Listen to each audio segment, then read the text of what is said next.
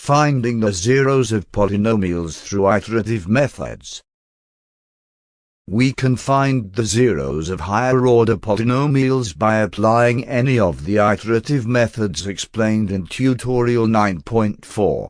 For example, we can use intuition to identify two values of the variable that give numbers with opposite signs as results.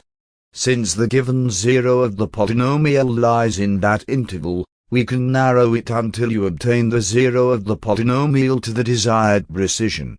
Let's consider an example to clarify this point. Example: identify one zero of following polynomial and write it at one decimal place.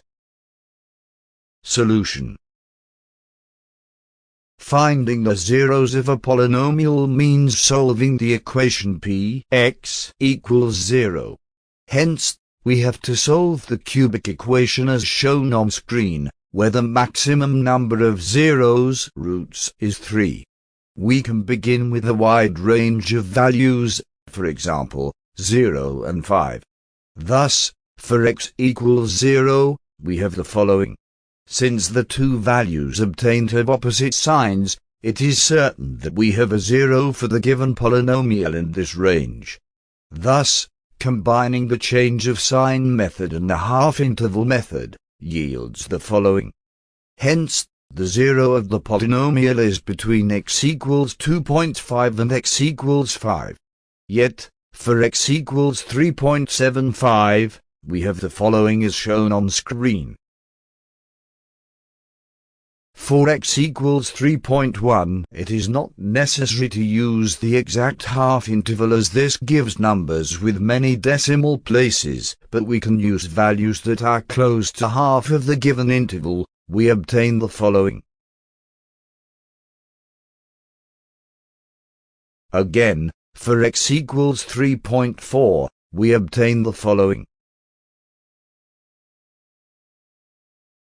Now that we know that the zero of the given polynomial is between 3.1 and 3.4, we check for x = 3.25.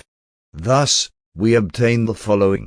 Hence, the approximate zero of the given polynomial written to one decimal place is x = 3.3, as it is the only option for numbers with one decimal place between 3.25 and 3.4.